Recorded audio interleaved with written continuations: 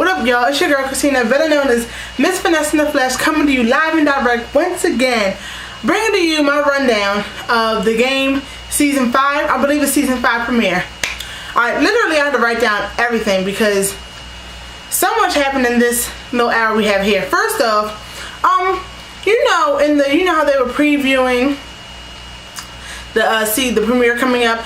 Oh, you know, we got big checks this season. We have Aston Martin, thank you BET. Hosea, better known as Malik, was saying how BET gave him an Aston Martin. Okay, that's good and well. So maybe that money can get put towards possibly, you know, having the audio and video sync up.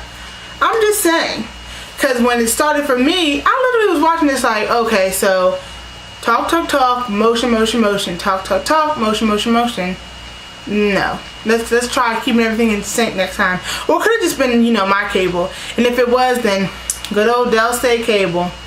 Anyway, as we move on, so you just want to have three little little blurbs of a scene, and cut the commercial. What the heck? I'm like, oh yeah, you know, I got ready, had my juice, I was ready, and then here comes commercial. What? But the good thing was, it wasn't like teasers from the last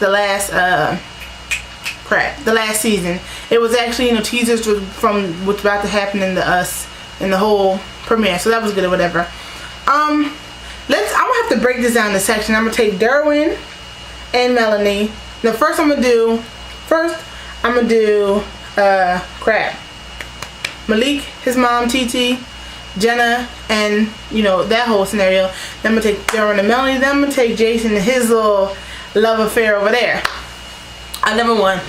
I feel like this season, Tasha Mack is gonna be less about herself. I feel like she's gonna have to come to a crossroads where I think she's gonna have a breakdown. Personally, this is my, you know, I don't know this for sure, but I feel she is, because you see how, like, first off, before I even get to Tasha, TT is amazing. I think TT is the best. He is like, TT is somebody that everybody should have a TT in their life. Everybody. He drops wisdom and he's there for you. He might have let you run over him before, but eventually, like, if you abuse the TTs in your life too much, there's a lesson to be learned. If you abuse the TTs in your life, eventually they won't be there, but they might come back. You never know once you start getting some act right. But Tasha Mack, she really is all about, you know, she loves her son to death. She really does, because here he is, this Jenna girl, cracked out, came back, almost died on the floor, and here she is still willing to stand by his side, even though she was saying, you need to get her out, you need to get her out. She's still by his side. That's love. Like she said, when you have kids, it's something you learn. Malik is very selfless this season. He finally found a girl that he can really, you know, be in love with, and, you know, bubbles and cakes and glitter and gold. Too bad she's a crackhead. She's beautiful. She's a gorgeous model, like flawless skin, like she said, flawless skin, but back to how she goes. But you know, everybody makes a slip up every now and then, especially if you played her previously saying, oh, you know, I'm a big runway model, but I set up this photo shoot just so I can say hi to you. Well, what is with the white lady from Pootie Tang being a hardcore drug dealer, bringing out gats and whatnot? What? I was like, well, you didn't scare him. What? They could have got somebody else. They could have got flipping, I don't know, Megan Good to play that part if they wanted to, like the white lady from Pootie Tang. Anyway, old boy Bibbs with the West Philly Sunni. What is his position? I don't know why he's still on the show. He should have been got the boot. Like, what? Why is he still there? First off, clearly he ain't good for nothing. He ain't good for nothing. Like, he wandering off, drinking the shorty's water, like whatever. But I feel like Jenna is a major reason why Malik's making a 180, not a 360, but a 180 turnaround. Alright, boom, whatever. For that whole situation, I don't know, it was just too much. Like, I could have guessed that was gonna happen from when she pulled up last season all drunk. First off, how'd you even, anyway, so done with that. Melanie, now I want to say Melanie, and no, I'll get to him now. No, yeah, I'll do Jason now. Gets what he deserves, you know. And I knew this whole, when they kept touching on, you don't date black women, he was going to bring out a story in his past, like, oh, what was me, I never could get a black girl. That Cheeks for Weeks thing was hilarious, though.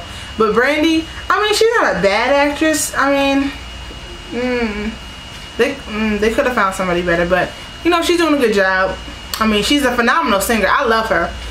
God knows I love me some Brandy when I'm going through, when I'm just trying to bump. But as an actress, I mean, she played the. I mean, she was an angry black ghetto girl. I mean, I'm pretty sure on every. Maybe I don't want to say that on camera. I don't want to give the satisfaction of saying that every black person, every black female can play that successfully. So I won't. I shan't do it. I'm just saying that. I don't know. I feel, and Britney. First off, Britney annoys me. I don't want that Britney. Can you get a new Britney? What is with her? I don't like. No. First off, no. She grew up literally. She went from like 10 to 16 within a year. But anyway, get a new Britney. She's tired. I don't like her. She's played out. I mean, Britney can still be the same age, but just get her. I don't. She ain't doing it for me. Get a new Britney. Maybe that's just me, but I don't like that Britney. And Jason's still gonna be an a-hole as usual, because that's just who he is. Like his character, in the depths of his character soul, he's an a-hole, and that's all he's gonna be. Like, and now he's married to a black girl. If I was Brandy, she said getting annulment. Okay, that's fine. But if I was Chardonnay, I would get that Marvin Gaye, that cash, that currency, then pesos, ducats, dinero, yen, pounds, whatever you want to call it. Because as I recall, this nigga had like, oh Lord, scratch that from the oh no, whatever. Let's keep going. This man had like 50 mil in the bank, and now you're his wife. I'm sure Kelly took 25 mil. So what's half of 25? What's half 25? Half 24 is 12. 12 and a half. I would take $12.5 million. Yes, $12.5 million. I would take $12.5 million, but you know, she's nice. She doesn't want to, she wants to, you know, prove that she can be better, you know, be a better black woman to him, because, you know, he had feelings hurt when he was younger. Okay, boom, bam, boom. Oh, first off, shout out to the background music. I heard some Chris Brown, I heard some Yeezy, some Usher, and then Wale at the end. What up, Wale? Hey, shout out to Wale. Now, Melanie and Derwin. Can y'all not every episode fight and make up, fight, make up, fight, make up? There is more to marriage than fighting and making up. First, Melanie, you're a liar. I would have been, after you got my son swabbed, if I was Derwin, I would have been kick rocks. But Derwin's so aloof. He's so up in the clouds. Like, you think if it was your child, she wouldn't have hesitated to say it was your child? But I'm glad nowadays they're getting the truth. Like, that's the main theme that they have, you know, underlying, even though, and you know, they're working through that. That's what that is, marriage, working through everything. Oh, I'm sorry. Back to you know, the Malik and Tasha and Jenna and all that. An EpiPen revives people from death nowadays. I don't know, but now jump back to Melanie and Derwin. So yeah, this whole abortion situation. My feelings on abortion, period. I'm not gonna put up in this video because, you know, this isn't the platform. We can do. I'll do that in another video. You know, pro-life or pro-choice, whatever. Well, that could be a whole separate video. But for him, first off, he called her fat. That was hilarious. He was like, "I seen you freshman year. Yeah, you was getting big. When you came back, you was skinny." She was looking like, "Wait, what?" But whatever. I really think that Derwin and Melanie, even though as dysfunctional they may be, they really, at the end of the day, learn that we have to work through our problems, which is fine. And first off, Janae, I don't even like her. Janae really wants to be where Melanie is, but she can't. Like, I'm really mad that she really wants to be Melanie, but Melanie, you know, used to pay her mind, but now she doesn't pay her mind, and that's great. But as everybody wants me to get to, I'm sure, when Derwin sucker punched Trey, that was the most glorious sucker punch. Like, cause I didn't even see it coming. I really didn't. I thought someone was gonna pop out the Porsche, and Trey comes up like, "Can't make." He just goes boom, and just cold, like just like cold knockout.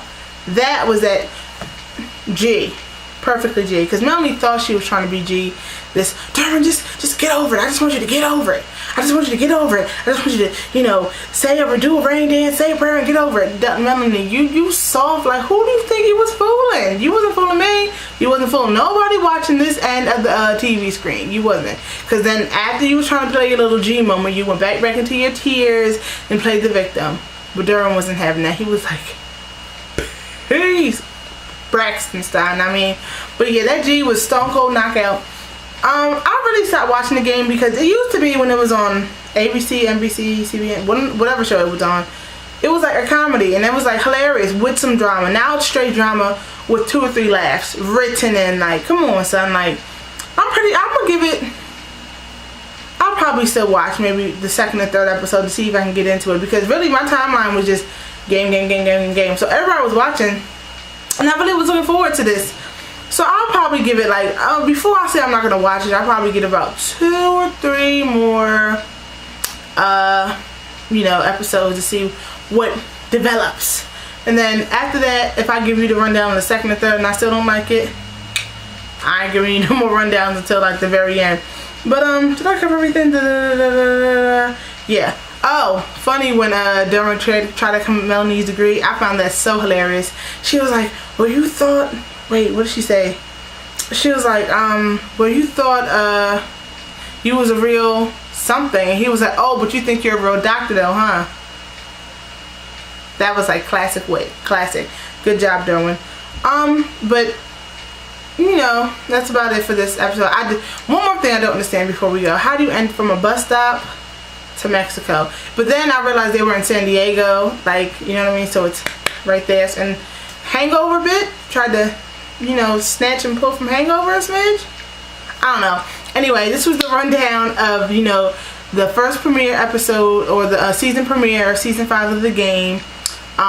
Probably bring you, oh gosh, this is already 11 minutes. Oh no, this isn't good. Let me try to cut this video. So that was my rundown. Hopefully, you know, next episode, stay tuned, and I will come back to y'all with more. And yeah, just stay tuned for the next rundown of the next episode. Alright, peace. Love y'all.